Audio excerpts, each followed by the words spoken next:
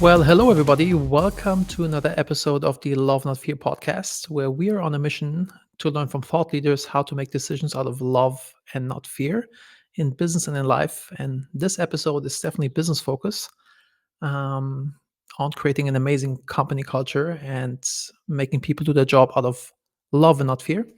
And we have the perfect guest for this.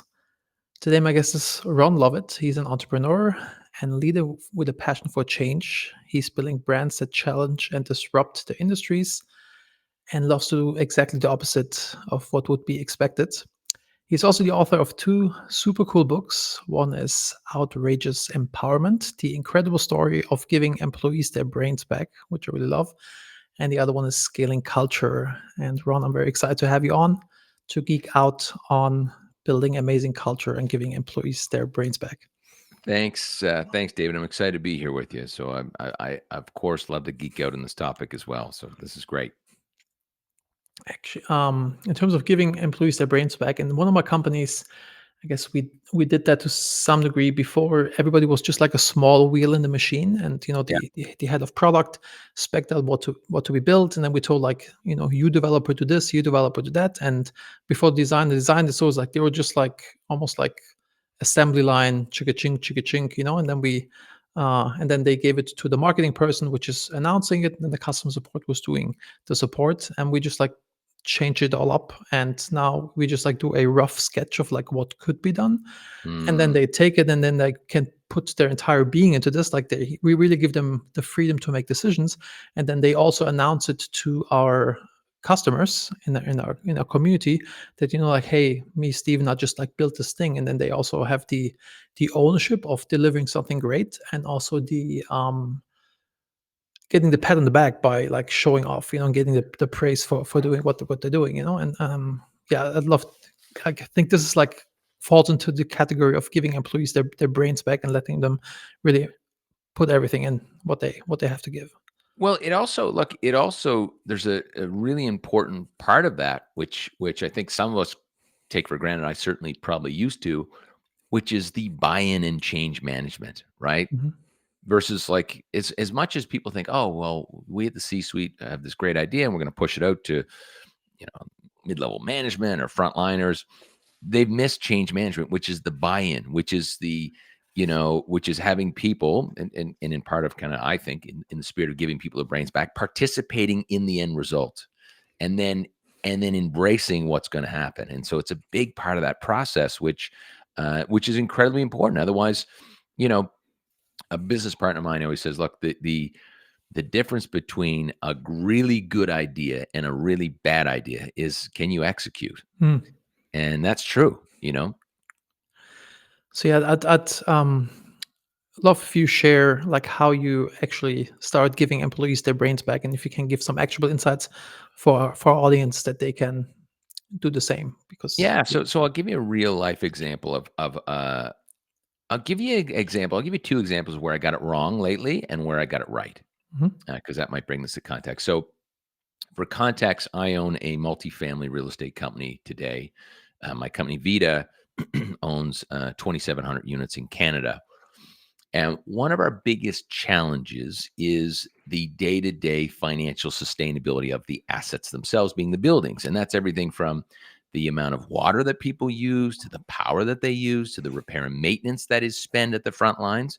And our model is quite different for those listening. We're very decentralized. So we don't have property managers. We have what's called building ambassadors that live in these buildings. If you could envision them like an Uber driver, they work full time and they live in the buildings and work part-time for Vita. And they manage the building and either the cleaning. Oh, you can't hear me? Amazing. No, it's Oh, I love it. I misread your body language there. I No, was like, oh, none of this is landing. no, just landing hard. Okay, great. Okay, I'll keep going. Perfect. So that's our model. It's decentralized. And so when you have a decentralized model like that, versus when most companies, when they grow, they become very centralized, command and control. I mean, we just naturally do that. We need systems for the entire company. Decentralized is more of a natural ecosystem that can move and flourish on its own. But the challenge is having the balance, which is a dance, by the way, of autonomy, systems, processes, guidance, accountability, Mhm. right? Checks and balances.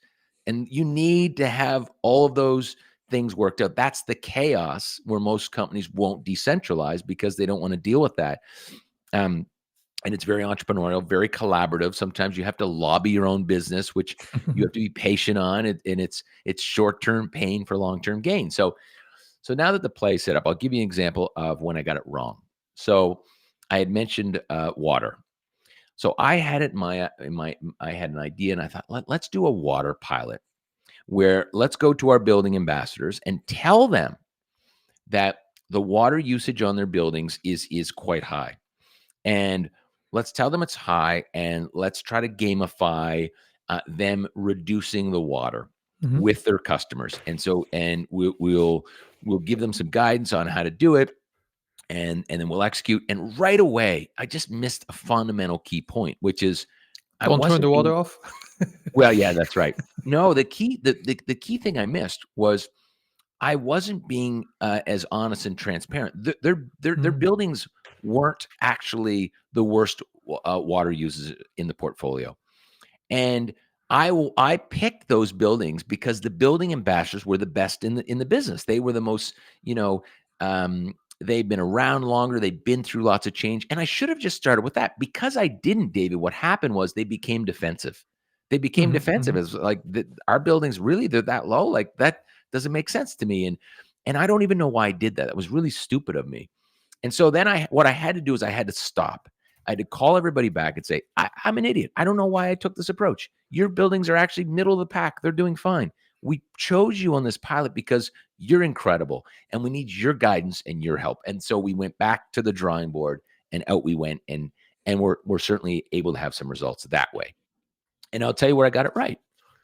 So lately, back to repair maintenance spending, we have not given our building ambassadors a proper goalpost. You know, we might be spending $110 a month per door, which is not sustainable financially, and we'd like to get that much lower. And so what we did is we wanted to run a pilot where they see what happens in our business is, and I'm sure this is happening in other businesses for people listening, but if the front lines are spending money, by the time finance got the information, we are 60 or 90 days late. Stays behind, yeah. Mhm. It's a lagging indicator. And so then what you do is you react and say, oh, stop the spending company wide, right? And everybody pays. And you become like airports where, if someone in Turkey sneaks a knife into an airplane today, well, someone in Halifax, where I am, is now going to be scrutinized in an extraordinary way because something that happened across the world. Mm. We can't run our companies like airports. We're just that's a really bad idea. And so anyhow, what we decided to do is look, let's get a group of building ambassadors involved from ground level. Let's tell them what's going on. This is a problem in our business. They didn't even know that it was a big problem. This is not financially sustainable. Here's the outcomes. Here's what this causes. We have to create some sense of urgency with this group. So here's what this type of spending causes. Let's create a goal together, and let's run a 60-day pilot, similar to what you're talking about earlier, David, on keeping spending down, and let's do it collectively. So, for instance, we thought going in, and this is where collaboration on the front lines works. So we thought, okay, everyone will have a goal. So let's say that we're telling folks to spend $35 a month per door instead of the 110. And our thought was, and we're just throwing ideas at them. What do you think about this? And then you guys, there was a group of 6 building ambassadors, could compete against each other to see who wins. Mm. And they actually said, but why don't we work on this collectively? So if the goal's 35 a Okay, door, makes sense, makes sense, yeah. why don't we work as a team so that, David, if you spend less than 35 a door and I spend, then I can spend more because you didn't spend any money that week. And so I can increase my spending. And if we do this collectively, Wow. then we'll work together on how do we solve each other's problems. So you might say in a group Teams chat, Share the good tips, etc. share the Otherwise, you good won't. tips. I need to solve this problem. I might say, oh, don't buy anything. I've got one in my closet. I'll bring it down to Mm. you. I've got some extra paint here. And so this is the collaborative things that we would not have thought about at the board level, or sorry, at the C-suite, I'll call it, or board table, where collectively, when you engage them and ground zero on the idea, you have you have a stronger debate, if they're comfortable to have the discussion with you, and you'll get to a much stronger result. Our pilot is crushing it. Of course, we're check and balancing the pilot with our number one metric, which is customer service. And we tell them, hey, how are we going to do this? And they suggest, let's do a survey after 60 days to make sure we didn't just not spend any money and that we Mhm. were able to, appease the customer. So these are good examples of of opening up, under the hood, being vulnerable, educating your stakeholders, creating a sense of urgency, and then collaborating with them on the change management process. Most don't go that deep to the front lines to do that. And so a typical organization would, that would happen at the C-suite, they would put a plan in place, then tell operations would tell the front line, and no one has bought in. And you're going to get this pushback of, you guys have no idea what you're Idea talking what's about, right? Yeah, I love it. I think came up a few times that transparency is like definitely a key thing to get buy-in from people, and like just be honest. Like, hey guys, this is what it is. We're all in this together. Like That's it's right. not like us against one team, right? You got it. There's something out there which it's called managing complex change. It's, if you need the vision, the skills, the incentives, the resources, and an action plan, then you have success. And if one of these elements is missing, then you have, for example, if the vision is missing, you have confusion. If the skills are missing, then you get anxiety. If the incentives are missing, you get resistance. If the resources are missing, you get frustration. And if you don't have an action plan, you have a false start. I'd like to read more about that. I think it makes perfect sense. I'm just thinking out loud of that would be a nice checklist to make sure you kind of I've cover used those this bases. many times, like when I see like, okay, like people are frustrated, and then you can kind of go back to, Well, okay. it's funny. I was at a Wobie talk ages ago, and I think one of those, because, and again, depends on where you are in your journey, but the one that I certainly have taken for granted on that list is the training. There's tools and Mm, training, right? And so you might say, okay, well, it's so simple. We're going to give everyone this app, but did you train everybody on how to use the app? Did you ensure that they have a phone that can use that app and they've got the mm, latest updated system? And did we train them on how to use it? And sometimes we just move so fast, and there's, technology so abundant. There's so much coming at us that we take the skills for granted that are needed for a certain project. That's a great point. Thanks for Same thing bringing that. you also said in your TED talk. I think you said, the golden rule is bananas. Like, don't treat people how you want to be treated. Because like for you, like this is clear. Like, how do you use an app? Treat people how they want to be treated. Correct. You kind of like check in with them. Also, kind of like jumping to a different topic, but if you could share this, like how you had this process of people, like what was it, like getting here together, if it makes sense to you, if it's still custom centric, or like three things that people have Yeah, yeah, to. yeah. So we use in the business today what we call a decision-making process. And why, David, it's so impactful and important to your business is there's going to be times when people have to make decisions, and there's going to be two factors to this decision. One, they have not been trained in how to deal with this situation. Two, they do not have the experience. They haven't dealt with it before. So it's training or experience. So now here I am. And then the question is, how am I going to make a decision? And we use a three-step decision-making process. We say, in our business today at Vita, is it the right thing for our customer? Yes or Mm, no? Is it the right thing for our business based on our purpose and values? And are you willing to be accountable for your decision? If it's mm, yes, yes, yes, don't ask anybody, just do it. And that was kind of what happened. That allowed the subtitle of the book, Outrageous Empowerment, giving people their brains back. It wasn't that they didn't have brains, it's that the corporations took it from them through policies mm, and mm. rule books. And so we just thought, look, let's create some guidance where that's guidance, right? And it's also, it allows you to, now that as I look back at that simple methodology, which scaled so much faster than policies or procedures in a lot of cases, um, but it really encourages critical thinking, right? Because there's a lack of critical thinking. When you over policy things, I don't use Yep. my brain, I go to the policy book.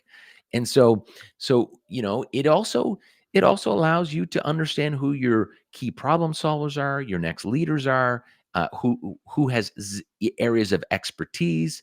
And as the entrepreneurs, as you know this too, if we don't have a tool like that, then we become the bottleneck. People will just Yes. continue to call us and say, Ron, David, how do you solve this problem? How do you solve this problem? robbed you of your learning, and we pat our own egos until we can't do it anymore because we can't sustain all the phone calls. And then we're like, I don't know if I want to do this. Maybe I should sell the company. It's what happens. Actually, I was on when I found the EOS Entrepreneur Operating System.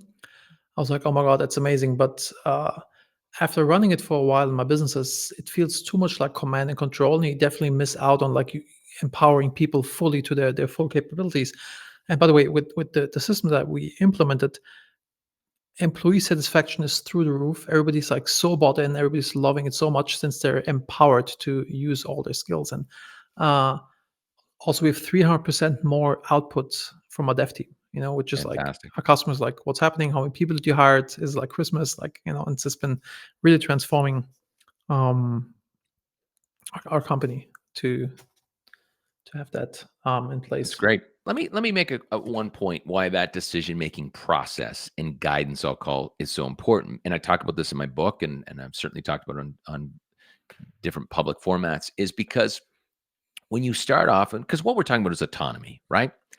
And when you start off, David, with autonomy, it's actually scary because typically the entrepreneur will say, "Okay, David, I'm going to test you with autonomy. I want you to make a decision like you own the business." That's how we start, and it's like, Mm. whoa, whoa, whoa! I didn't sign up to own a bit. I don't even know what that's like. I don't. I'm an employee. I don't take the risk. I look at things very differently. So fail right away. Fail. And then we try this one. Okay, David, I'm going on vacation and I'm going to try this. We're going to test out some autonomy. Make a decision like you were me. It's like, oh man, I'm not you. I don't want to be you. I don't think like you. I think opposite of you. That's why you hired me. What are you talking about? So this is how early stages we start as leaders, and it doesn't work, versus the decision-making process is guardrails, right? Because let's think about it. In practice, we would say, okay, so David, we onboard with that. You're trained in that. And when you're going to make a decision, we use it as a proactive or reactive coaching tool. And what I mean by that is you could come to me and say, Ron, I've got this situation and I want to, and what do you think I should do? And of course, I'd say, well, what do you think you should do? Like I just turn it back to you right away.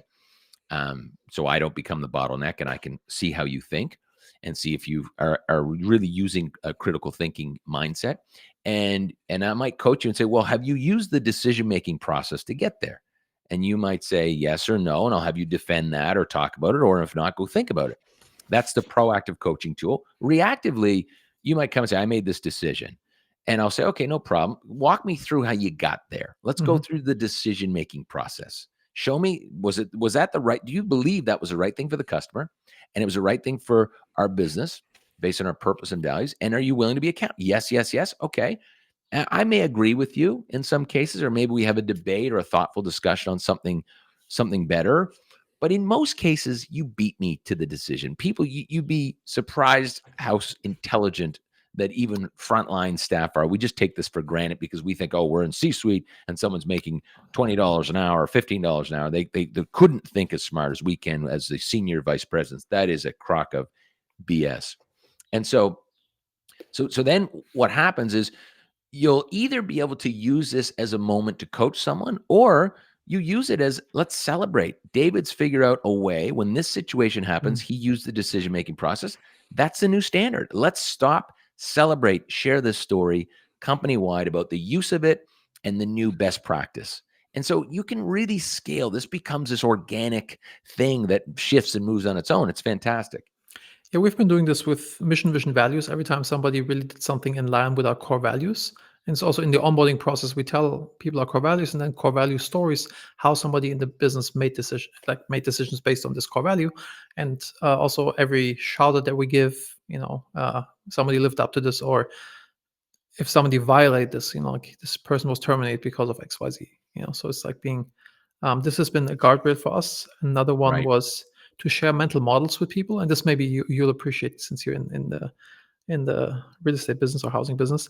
One mental model we share with people is that you can either an employee can act like an owner of a building, as a tenant, as a squatter, or as a vandal.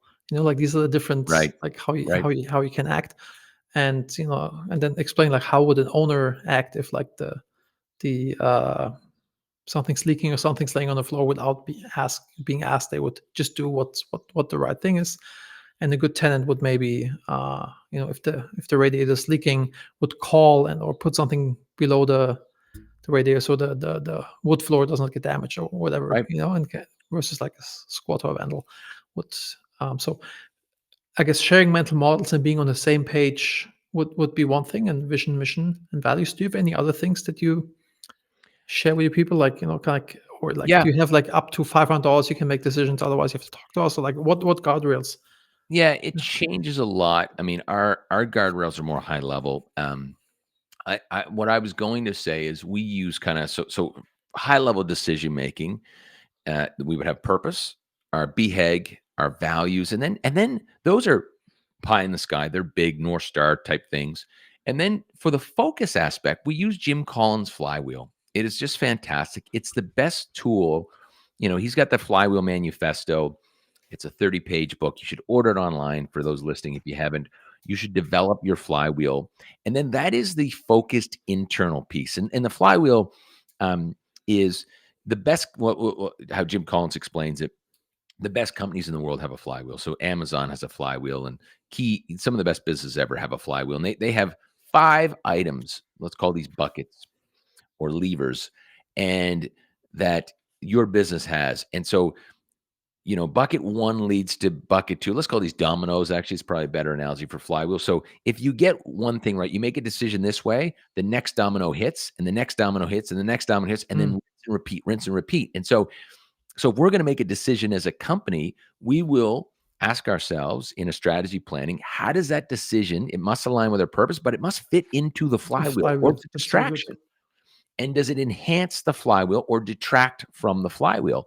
And so that from my standpoint, having ADHD and being a shiny object entrepreneur has been, it's allowed me to move from an entrepreneur that was distracting to the organization to one that's actually has an umbrella above the organization, is ensuring that we don't get distracted. So I highly recommend Jim Collins' Flywheel. I suffer from the same thing. I currently have 10 companies, so it's like definitely like cool new idea, let's go. Right. So I have this open right now. The Amazon flywheel is, I don't know where to start, but like, let's start on top. Lower prices, more offerings, increase customer visits, attract third-party sellers, expand the store, expand distribution, grow revenues per fixed cost, and then I guess this like kind of always leads one into the other, right? Absolutely. Right. And so, the flywheel is just, I think it's an important exercise. So our flywheel, I'll go through this quickly. I'll actually show it on the screen. I don't know if people can see that. Mhm. So that's in our office. And so it's acquire workforce, housing, assets in a target market. Vitify the community. So if we do that, boom, we vitify the community. Then we generate excitement and measure the impact. If we do that, we achieve operational excellence and financial targets. If we do that, we leverage our growth to acquire more workforce housing Mm, in target markets. And so then you just get better and better and better. And I can tell you that through strategies like that is how we've acquired 2,700 units that's very impressive. as a private company in just over 5 years. We've had Wow. incredible hockey stick growth, and it's through the focus and discipline of that flywheel check and balance with a strong purpose, values, BHAG. Yeah, really, hats off, really amazing. I really love that you really turn with your, how do you call them, the ambassadors. You really turn Yes, people into owners. That they feel as have like true ownership over the absolutely. properties. It's probably on our website at vitaliving.ca, but we did an impact showcase, and look, it was around the incredible things we've done with the business and around our building ambassadors. They run the business. Your frontline run the business. Whoever's closest to the customer runs the business. You might be guiding and providing strategy, but they run the company. And there's a quote. I don't know where this quote came from. I heard it from a great friend and it's very successful entrepreneur, John Risley. And I think this separates good and great leaders in some cases, where the quote is, look, none of us are going to build great companies. We're going to lead people who will build great companies. And so if you think you're the one building the company, I think you're sadly mistaken, and I think those who are on that side of the coin get it wrong. It's you are leading people that will incredible people that will build incredible companies. Absolutely. I think I give some. ideas and putting the framework in place of like vision, mission, and values. And then I'm a janitor to make sure that people can do their job right, like and Yeah, provide all the tools and resources that they may need. Uh, it's also how you get out of the hamster wheel and can work on the business, not in the business, and not absolutely. being the bottleneck. Yeah. Ron, I would love to continue this for 2 hours, but I know you have a hard stop. It was really valuable. I got like really amazing takeaways. Thank Great. you very, very much. I very much appreciate you. Yeah, and you too. Look, send me that guidance. I think that I'd love to share that with my team. I love that those 4 or 5 points that you shared. I think are nice check and balances as we go through things. So please share that, and I think your Yes, listeners would love that as well. absolutely.